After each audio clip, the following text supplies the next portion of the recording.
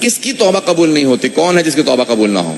ائمہ علیہ السلام فرماتے ہیں کچھ ایسے گناہ ہیں جس کی توبہ قبول نہیں ہوتی. میں صرف ایک گناہ کو پیش کروں گا کیونکہ دوسرے گناہ انشاءاللہ یہاں پہ نہیں ہوتے اور نہ ہوتے ہوں گے اور نہ ہی لازم ہے. امت محمدی پہ بہرحال اللہ نے بہت سی چیزیں معاف کی، لیکن ایک گناہ ایسا ہے کہ جس کے ہم مرتکب ہو جاتے ہیں. ہمارے ایک استاد کہا کرتے تھے کہ اگر تم صلہ رحم نہیں کرتے تو اعمال میں مت آنا، تمہاری وجہ سے ہماری بھی دعائیں رد ہو جائیں گی. صلہ رحم، صلہ رحم یعنی جو خونی رشتہ دار ہوتے ہیں ان سے ملتے رہنا. مولا فرماتے ہیں جو قطع رحم ہوتا ہے نا، جو اپنے خونی رشتہ داروں سے نہ ملے. خونی رشتہ دار کون کون ہیں؟ ماں باپ ہیں، چچا، پھپھی، ماموں، خالہ، بہن بھائی، اولاد نسلوں کے اندر. تو اگر یہ خونی رشتہ دار ہیں، یہ فرسٹ جتنے بھی جو پہلا طبقہ ہے، اس کے بعد پھر چچا، ان کے سب کے بچے، کہ یہ خونی رشتہ دار ہیں. ان سب سے پہلا طبقہ اور پھر دوسرا طبقہ، وہ ان کے بچوں کا دوسرا طبقہ ہے، کہ ان سے اپنا تعلق واسطہ رکھنا. فرماتے ہیں کہ جو آدمی اگر ان میں سے کسی بھی خونی رشتہ دار سے اپنا رابطہ توڑ لے، قطع تعلق کر لے، سلام دعا بند کر دے، تو اس کے اعمال قبول نہیں ہوتے. اس شب میں کیا کر سکتے ہیں کہ ایک مرتبہ کوشش کرو، چاہے صرف سلام کی حد تک رکھو. نقصان پہنچتا ہے، عزت پہ حرف آتا ہے، نہ ملو بے شک، لیکن کم از کم سلام دعا سے مت جاؤ. اگر دیکھ لو تو سلام ضرور کرو. اب آپ حضرات خاموش ہیں بالکل، میں بھی اور پڑھنے والا ہوں اس میں.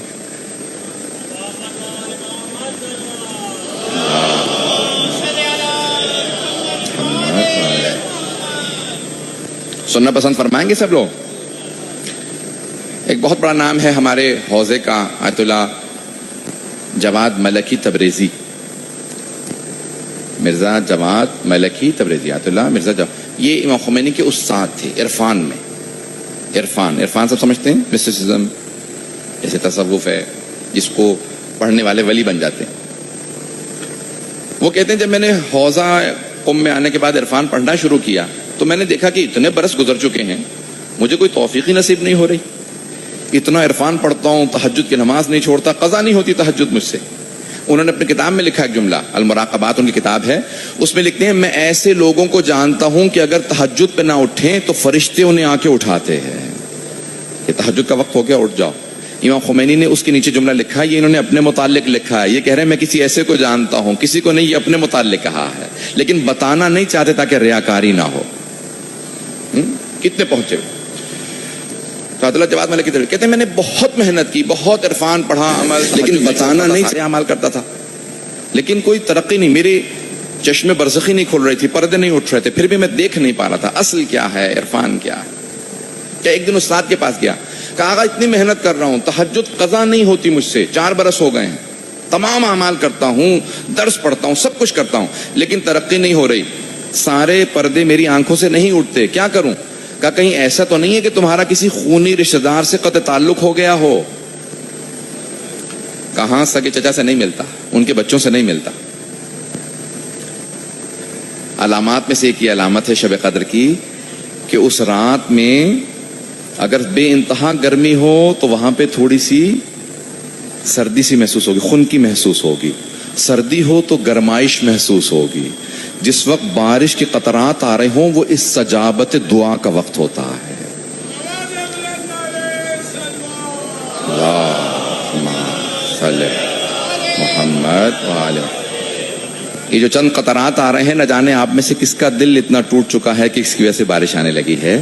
تو اپنی اپنی نیتوں کو خالص رکھیے گا، اپنی اپنی دعائیں مانگ لیجیے گا. معصوم کے الفاظ ہیں 4 موقعوں پہ دعا رد نہیں ہوتی. کہا کہ یا رسول اللہ کون کون سے؟ کہا جب بارش نازل ہے، حالہ نزول المطر، جب بارش ہو رہی ہو تو دعا رد نہیں ہوتی. کہا جب آنسو بہ رہے ہوں تو دعا رد نہیں ہوتی.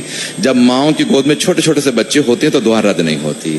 جب کسی بھی محفل یا مجلس کے اندر بوڑھے افراد بیٹھے ہوں جس کی ہڈیاں کمزور ہو گئی ہوں، بال سفید ہو گئے ہوں، چلنے کی طاقت نہ ہو، اس بوڑھے آدمی کی وجہ سے کہتا ہے یار یہ میرا بندہ میری بندگی میں بوڑھا ہوا ہے، جاؤ اس کی وجہ سے دعا قبول کر لو. کیا یہ 4 چیزیں ہیں عزیزان گرامی.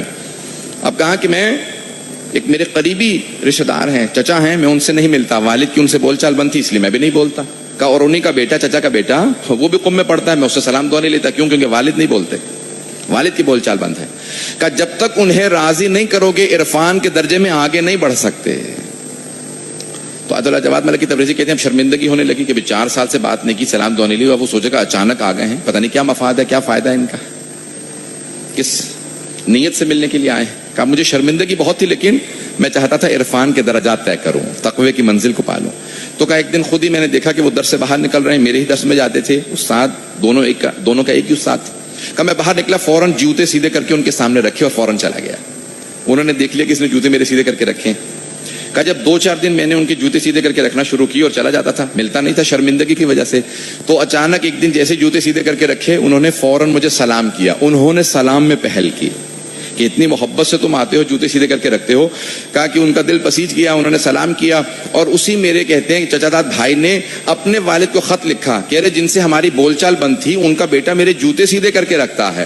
کہا کہ میرے جوتے سیدھے رکھنے کی وجہ سے وہ چچا والد کے پاس گئے، ان سے معافی مانگی، محبت سے ملے. کہا اس کا یہ اثر ہوا کہ اللہ نے وہ دریچے میرے لیے کھولے جو میں تصور بھی نہیں کر سکتا تھا. وہ مقامات پائے کہ یہاں تک کہ خمینی جیسے افراد میرے شاگرد بننے لگے.